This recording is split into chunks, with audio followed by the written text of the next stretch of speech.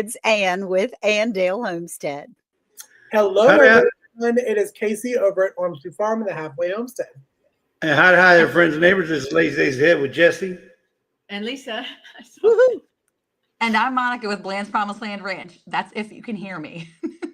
Yes. Now, I will say this. We're excited about this episode, but Monica is on location. She's a traveling celebrity tonight, okay? So she's on the vacay, and we are so excited. P.S. I get to see her tomorrow, so I'm kind of rubbing it in everybody's face like this. Oh, I'm a little jelly. Tomorrow. But today, on our live, we're talking about the 4th episode of our limited series, The Hay Bale Prepper. We're talking about skill sharing and learning different skills. But before we get into that, let me just say how excited I am to be able to say this. Can I pitch this back over to Ann to say hello to people in the chat? I would love to do that. Hey, Ginger, not for nothing, Homestead. Hey, darling. Ann Philback. Oh, look at you from Virginia in my neck of the woods, Sugar Pie. Joe, fix it for you. And Jesse and Lisa are on the panel, and what a treat to have them here. It all adds up, Lori. God plans, not ours. That's right. Hey, Jackie C. She changed her title name. Hey, Demoose. So glad to see you tonight. Lazy Days Ahead with Jesse and Lisa. Hello, everybody. R&W Farmstead. Tony, you guys won something on my live today. Good evening, everyone. I know you're exhausted. What about Bob? My Bob from Robin Hood Homestead. How you doing, my Bob? Musgrave Family Farm. Hello. Thank you for being here. Rain Patton. Well, I am. We all are doing well, even though we're in all kinds of different spots in the world. Hey, Troy Sutton. How do? We're so glad you're here. Diamond Paint Carrie Lynn Leonard. That's a new title for yours too, Carrie Lynn. And you're in Tennessee. Hot dog. Hey, Tamra Emily. Hey, Tamra, I'm sorry. I do, Sugar. I'm glad you're here. And let's trade paint. Hey, I found you on Facebook today, and I clicked a friend request. So if you do, it really was me. So glad that everyone is here tonight. Thank you for being here.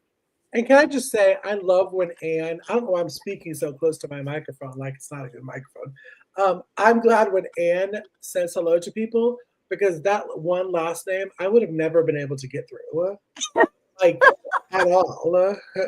Like Jesse and Lisa would have had to help me jump over the struggle bus. Yeah. Well, Tamara loves me anyway, and we love her, and she'll let me mispronounce her name sometime. That's for sure. Well, so, what did we talk about, y'all? You and Monica and Sandy from Suburban Homestead of Wyoming, Arizona. You talked about something really special this past Monday.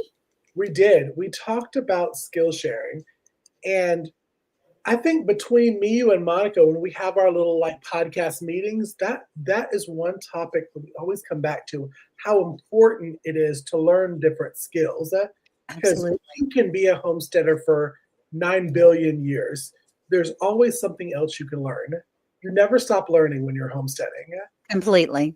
When learning these skill shares is important. So we thought this would be a great episode to talk about the plethora of skills that you can learn to help you just in case. And I do want to say, because I have noticed that we have gotten some comments, when we do prepper episodes, we are not fear-mongering. We're not trying to scare you into anything.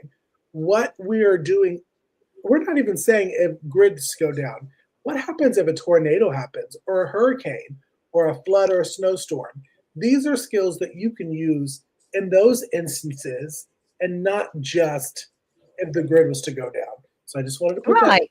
Yeah. We're not talking about tanks rolling down the street usually, or something crazy coming in from outer space. We're talking about bad storms, or a truck knocks. We once had an airplane that hit a bridge not far from our house, and we were without of electricity for almost 5 days because it took out the power lines. Something like that. What we're Well, talking. well, Anne, what would be if you had to say what is your one? Now you've been homesteading for a couple years now. If Yeah. you tell somebody what is the one skill that you would recommend that they start learning, what would that skill be? Well, I mean, I didn't expect that question, even though that is something that's been going on. My biggest hole in my preps for the longest time, and the one that I worried about and was kind of a little bit too much trouble to learn, but I have learned and I've gotten it down a little bit better, is clean water, being able to have water. Now, we have a creek in our backyard. I knew I could flush my toilets, but I ain't drinking it without doing something to it. And you can't buy enough water. I mean, you can kind of sort of have those big totes and things that will last for a while, but that would be my number one, to try to make sure that you know how to clean your water, even if you don't have electricity, even if you don't have a water filtration system. There's ways of doing it with sand and rocks and restraining it constantly to be able to get water that unfortunately that's what a lot of people pass away from, is dysentery from the water systems. Right. Jesse, Lisa, what about y'all? If you had to say one skill, what would that one skill to start for people? Where to start? What would that first skill be? Well, let me just tag on what she just said. So water catchment is very important because we struggle with, are we going to have enough water? And then also being able to have, a couple of life straws on hand, just in Right. case the water you do have is not clean, or it's not clean enough, then you get something you can use but I think that probably the thing we would struggle with is probably not having enough information on hand. And what I mean by that is, if it's a hurricane or a tornado, something that really doesn't affect too many people, but enough, we just may lose the internet, or we may lose phone service, right? And I tell you Right. what, these here are lifesavers when it comes to um, prepping for an outage or whatever. Because if you can't communicate with your family or your loved ones, or even Or the electric company. or electric company, Yep. and get your your alerts and so forth, then you're dead in the water. So then that's when you need to figure something else out. So I would say, not having enough information, and along with that is having backup information in case these go down, right? Right. Yeah. And you guys mentioned in the podcast, list. Well, exactly. List everything by either having some sort of a prepper guide, and or having guides themselves. We have a library, a prepping library, if you will, of nothing but how-to books. Because once the internet goes down and you go, well, how am I going to do this? I can't watch Miss Ann's, I want you to be ready stuff. So Yeah. I got to use my backup. So the information is the one thing I'd say that we would struggle with if we don't have enough. And that's so. I think we've talked about that too in the podcast. That is so important because we are so nowadays reliant on our cell phones Absolutely. or our computers because you can instantly go and Google something and know the answer to it.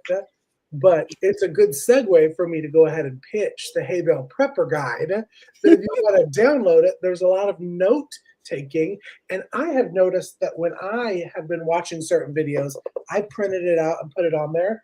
That even if it has nothing to do with what we talked about, like let's say I'm watching Miss Ann's video on Crisco, because that's my favorite video in the entire world, and candles. I Yeah. talk about it all the time. I can open that hay bale guide and that empty blank note page and write some things that Miss Ann has said on these videos Yeah. just in the instant that everything goes down. And I'm like, okay, Good well, Lord. I can use Crisco, but how do I do it? Then you flip open to that page and you have it. It's all there for you. Writing it, having books, as Jesse said, it's so important to have everything that you like from your computer in touchable form, like recipes and that kind of stuff. That's right. That's right. So, Monica, do you want to try? Her internet is catch as catch can, but I see her pretty eyes blinking in there. But You want to try just for a second? Let's see. Okay. Okay, so I think I would be lacking in the knowledge portion too. I need to keep my library going. So I think that that's the most important for me is taking notes and having my recipe book. If I can get a recipe book going, which I'm doing now, with using all of my canned goods and all of my freeze dried goods, Right. that's the most important thing for me because I have a big family and I want to know how to use that stuff. There you go. And Casey, how about you? What would be your Did you number hear one all me? thing? I, Yes, we did. We we did. did. Huh? I was like, ooh, Monica's internet showing out now. It's allowing her to talk. Um, but no, I would say I'd be right there with you, Anne, on water. I think I Mhm. talked about it on, funny enough, our most downloaded episode thus far out of the 4 episode has been the water catchment episode because I Uh-huh. think a lot of people are worried about that because listen, you can live a lot longer without food than you can with water, without Right. water. Without one. Right. And when we went through, and I remember Ann, you went through it too.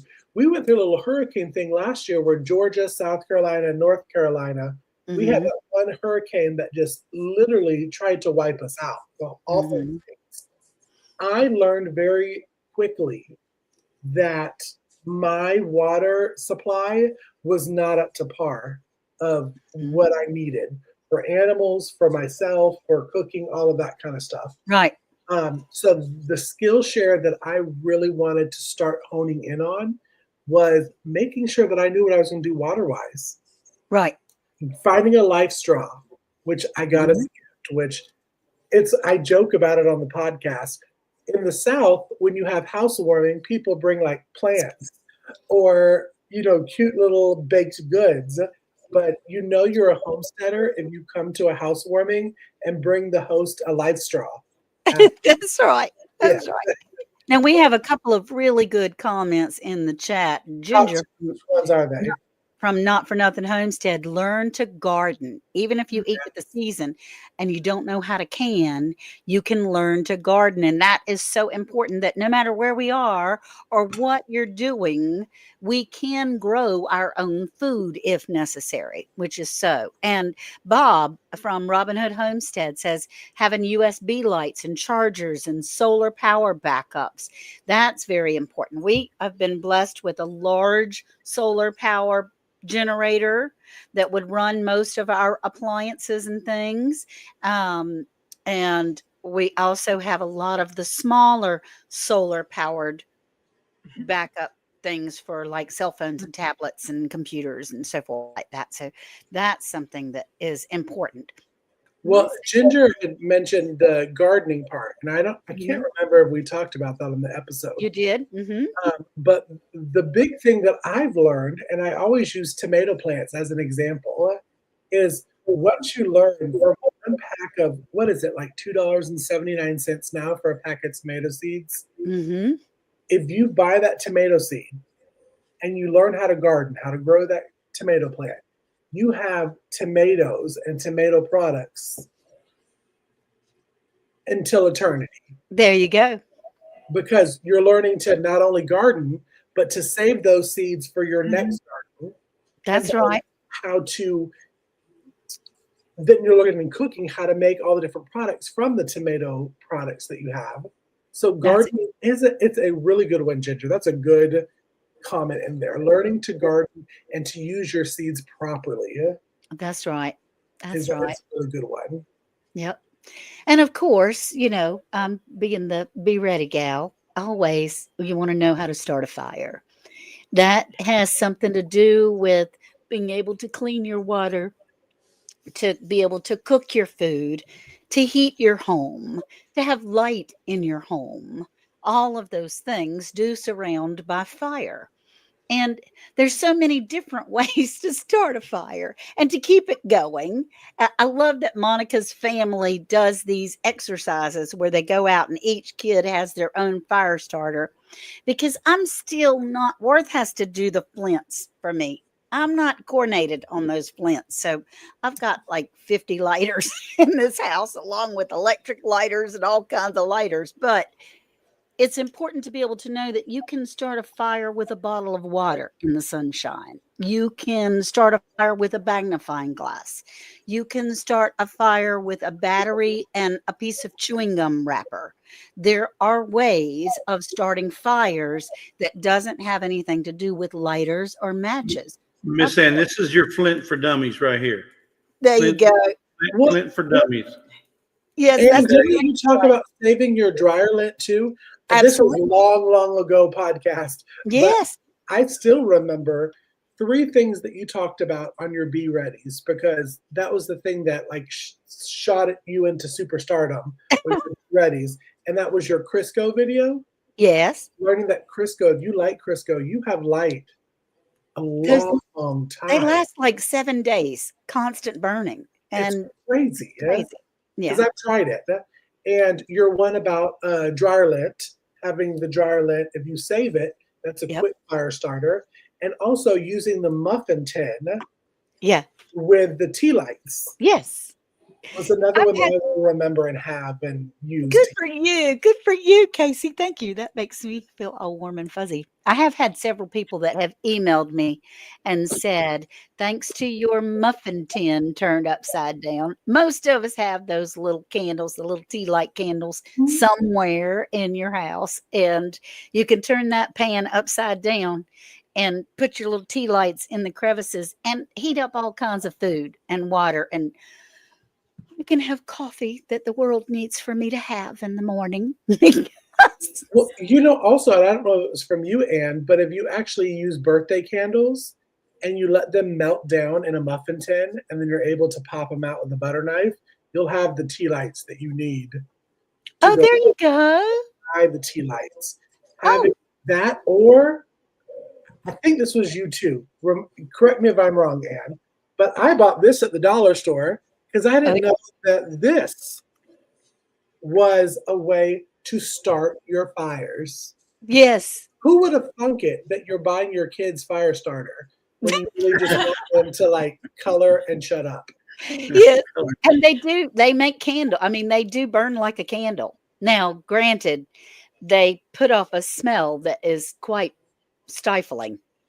Well, But it tastes like the rainbow. the crayons do make a candle. If you're in a pinch, honey, and you're in the pitch dark, and you're stubbing your toe on everything in your house, and you come across a crayon, then you can have a candle to carry around with you. So And that we do a lot of thrifting, and we do a lot of thrifting. We do the hurricane lamps. We have hurricane yes, lamps stored in an armoire just for when we have power outages. And we have probably 7, 8 power outages a year here.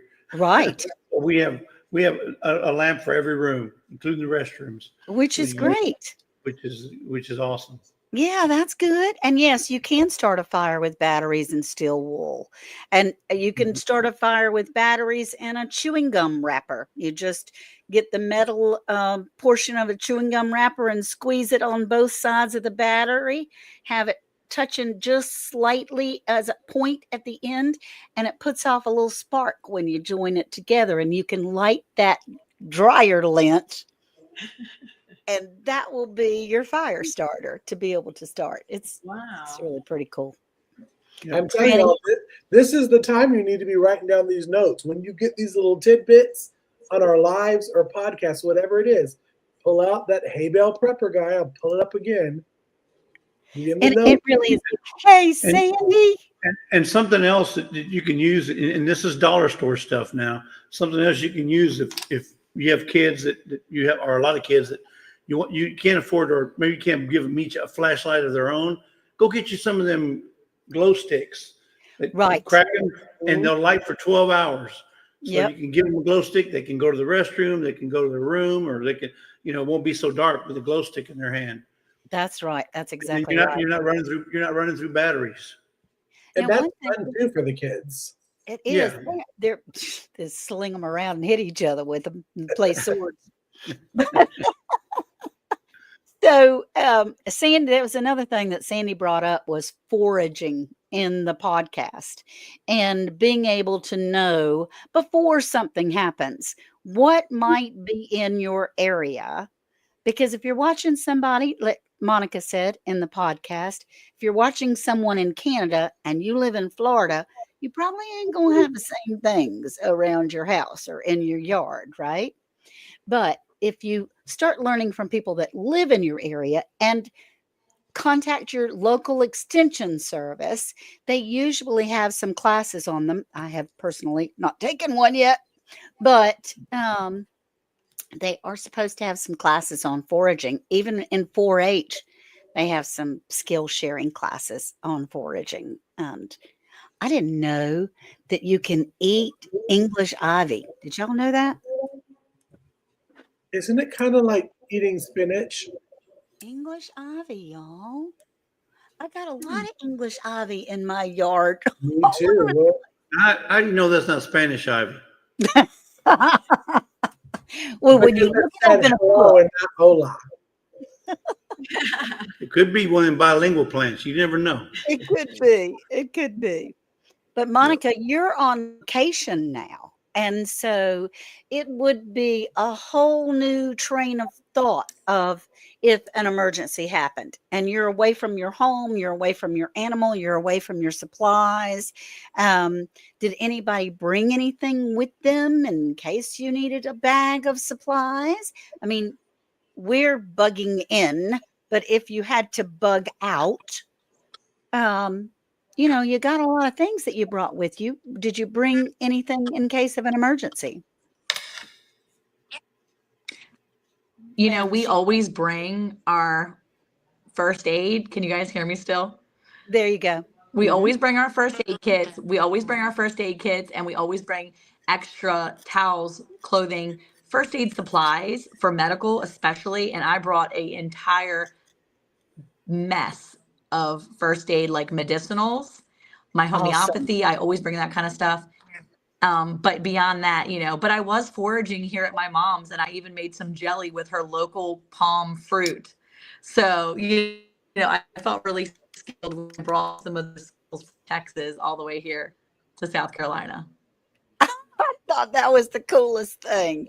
Did y'all see? I don't know if you go on, Lisa, if you go on Monica's Facebook, it's just under Monica Bland. It's not under Bland's Promised Land Ranch. Hey, Lynette, how are Yeah. you, honey? Glad to see you. And she posted up there that she's on vacation and canning on vacation at her mother's and from a fruit. What's the name of that fruit again, Monica? The Pindo palm tree. It's like these little teeny tiny round orange fruits. And she said most people Can you think that hear they're me? the best. Now I can't yet. She said most of Yeah. these most Most people people think don't like it. It's this little teeny tiny fruit. yeah, and so that's pretty good. And you have a book, Robin Hood. My What About Bob says I have the Book of Wild Medicinal and Edible Plants of Minnesota and Wisconsin, 3 different home apothecary books, and a foraging guide to wild plants, and a 2025 off-grid survival guide. There you go, baby. That's Well, good. that goes back to what Jesse was saying about certain books, like Yeah. having books. There was one, I would grab it if my mess of a desk wasn't piled high. It was one that we learned actually from Sandy about medicinals, Yeah. and it's really thick, and it's called like I don't know what it's called, but it's really good. I And don't remember either, but it is me it and you is bought them at the same time, and we were we on did. Amazon. Look, Literally, anything Sandy recommends, we absolutely have to have. be able to grab. And so, Lisa, I have noticed, and when you guys have hurricanes, or there it is, the Earthwise herbal. It's important. Having this one is important because it tells you whether you can use the roots, the flowers, the the stem of the plant, everything, and what you can use it for. So I finally found it, so I had to show it. That's Sorry, go ahead. awesome. Lisa Now, something. it all adds up, Lori. It's God's plans, not ours. She says I try to add 1 to 3 every month or at least every other month. And that's awesome. And Jesse and Lisa go to Ollie's all the time and find books. And Lisa, you've been doing all kinds of things. She has freeze dried food all over the place. What other kinds of things have you gotten so that you're prepared as far as fast and easy for food or any kind of storm preps? Well, it's a lot of the canning too. Once you learn how to can, then you can, you take all your like your meats and stuff out of the freezer to can them. So then there's more shelf stable, because they'll either get freezer burn or they'll just go get old. Right. But yeah, I'm freeze drying candy right now. But Yummy. the eggs, I'll freeze dry eggs. Those are easy. You get the egg powder out and mix water, and you got your scrambled eggs right there. Or There. the milk, I freeze dried milk, and so I have powder in the Mylar bags. That's is good on the shelf for 25 years.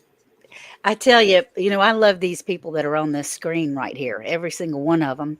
And in a storm, when Jesse and Lisa lose internet, it just about kills me when any of us do that. And when anybody loses internet, then I can't reach out to my friends. It drives me insane. But I don't worry about them because I know that all of you are well prepared. Right. You don't know how unprepared you are until you have to.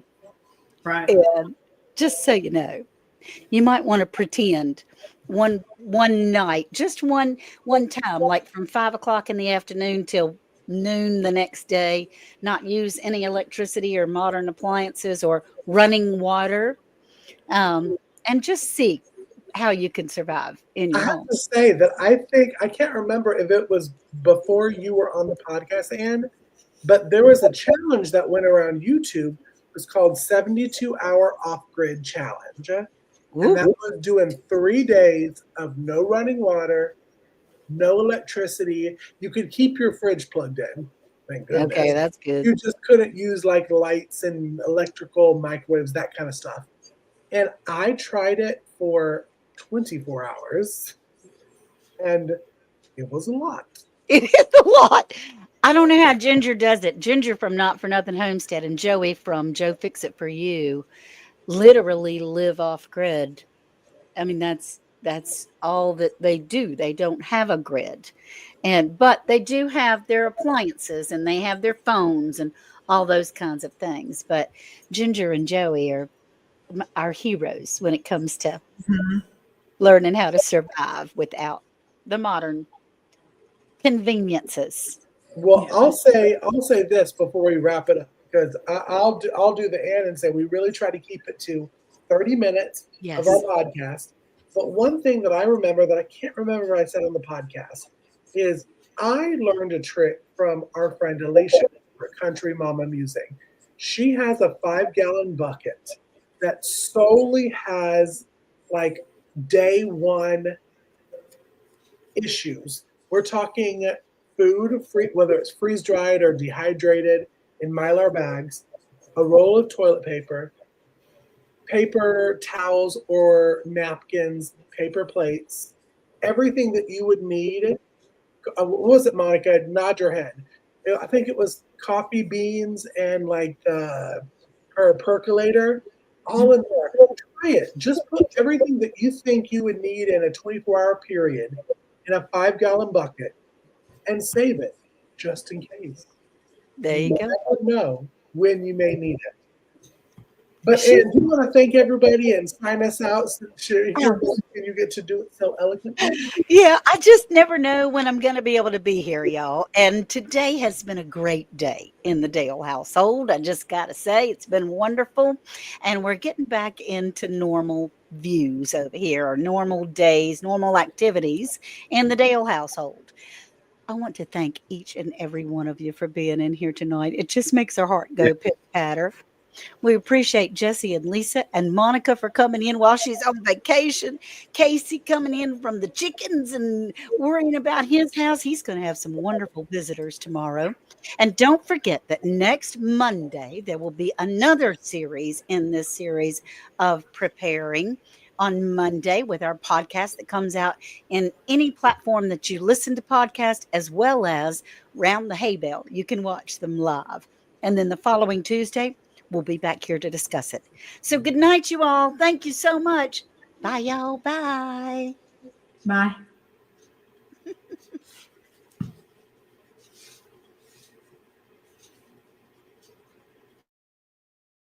Hey, Monica, did you know it's now even easier to listen to Round the Hay Bale podcast? What? Really? How easy? That's right.